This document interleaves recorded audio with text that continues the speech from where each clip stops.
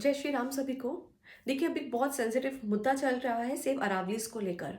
मैं आपको एक रिक्वेस्ट करना चाहती हूँ कि आपने अभी तक जो भी प्रिज़म्पशन बनाई हुई है अरावलीज़ को लेकर, थोड़ी देर के लिए उसको अपने मस्तिष्क से बाहर रखिए और जो मैं आपको बता रही हूँ उसको थोड़ा ध्यान से सुनिए और निष्पक्ष होकर सुनिए। देखिए, अभी क्या है कि अरावलीज़ में इल्लीगल माइनिंग्स बहुत ज़्यादा हो रही हैं। जो भूमाफिया हैं वो इतने इल्लीगल माइनिंग्स कर रहे हैं कि वो गवर्नमेंट के अगेंस्ट जाकर सिर्फ ये एक इंटरप्रिटेशन करते हैं कि ये तो अरावलीज है ही नहीं, आपने तो अरावलीज को डिफाइन ही नहीं किया हुआ, और इतनी इलीगल माइनिंग्स हो रही हैं। और मैं आपको ये बताना चाहती हूँ वो इलीगल माइनिंग्स 100 मीटर से जो ज़्यादा की पहाड़ियाँ हैं ना वहाँ पर हो रही हैं, क्योंकि वहाँ पर ही सबसे ज़्यादा माइनिंग्स के लिए जो एलिजिबल पहाड़ियाँ हैं सिर्फ वही है। लेकिन अब इन माफियाओं को बहुत डर लगने लगा कि अगर सुप्रीम कोर्ट ये जो जजमेंट है इसको पास करता है और एग्जीक्यूट होता है तो उनका तो काम वैसे भी खत्म हो जाएगा, क्योंकि they are becoming billionaires day by day. आप समझ रहे हैं, और इनको कोई रोकने वाला नहीं है क्योंकि कोई डेफिनेशन ही नहीं है।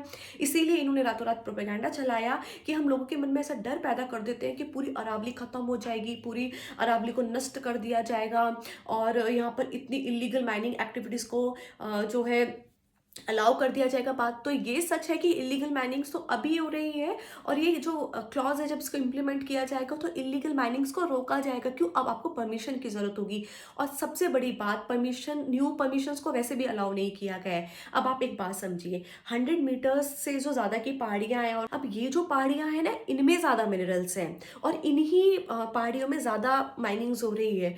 तो सुप्रीम कोर्ट ने तो वैसे ही इनको 100% बैन करके रेस्ट्रिक्शंस लगा के बाहर कर दिया, तो वैसे ही अलाउ नहीं कर रहे हैं कि आप इन पहाड़ियों पे माइनिंग नहीं कर सकते। अब बचती है 100 मीटर से कम वाली पहाड़ियाँ। तो मैं आपको ये क्लियर कर देती हूँ, जो 100 मीटर से कम वाली पहाड़ियाँ हैं ना, उसमें माइनिंग के लिए जो एलिजिबल पहाड़ियाँ हैं वो सिर्फ 0.19% है। कभी भी ऐसे भीड़ चाल में मत चलिए कि जो भी कोई आपको सुबह उठते हैं अपना इंस्टा स्क्रॉल करते हैं और कोई भी मैनिपुलेटिव आपके सामने पोस्ट आती है या रील आती है और आप 2 मिनट में मैनिपुलेट होते हैं, फिर आप एक साथ अगेंस्ट हो जाते हैं किसी भी चीज़ को। नहीं, firstly you will have to read that judgement. उस जजमेंट में लिखा क्या है? I have read that judgement 2 times, और मैंने जो उसमें कंक्लूजन निकाला वो सिर्फ इतना है कि अभी इलीगल माइनिंग्स चल रही हैं और इस क्लॉज के आने के बाद इलीगल माइनिंग्स रुक जाएगी, क्योंकि अब आपको परमिशन की ज़रूरत है। अब आपको रिस्टोरेशन कराना पड़ेगा, अब आपको पेड़ पौधे भी लगाने पड़ेंगे अगर आप माइनिंग्स के लिए परमिशन लेना चाहते हैं।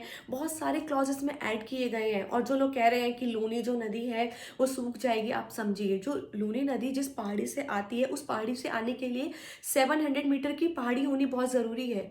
तो हमने तो वैसे भी 100 मीटर से जो पहाड़ी है उसके ज़्यादा का क्राइटेरिया रखा है। तो मैं आपको ये बोलना चाहती हूँ कि आप कभी भी जो आप क्विक डिसीजंस लेते हैं और तुरंत चीज़ों को नहीं समझते हैं उसको समझिए। दूसरी चीज़, क्या कहीं और जो रेंजेस हैं वहाँ पर माइनिंग्स नहीं हो रही है? क्या भारत के किसी और राज्य में माइनिंग्स नहीं हो रही है? देखिए, देश के डेवलपमेंट के लिए माइनिंग्स की जरूरत है, क्योंकि मिनरल्स हमें वहीं से मिलने वाले हैं। मैं ये नहीं कह रही हूँ कि अरावली पेड़, जो अरावली पहाड़ियाँ उसको काटना इंपॉर्टेंट है, बट मैं ये कह रही हूँ जो आपके सामने चीज़ों को रखा गया है वो एक्चुअली उसका फॉल्स नरेटिव आपको दिखाया गया है। जो उसका राइट नरेटिव तो ये है कि जो इलीगल माइनिंग्स है वो इससे रुकेगी ना कि बढ़ेगी। जय श्री राम।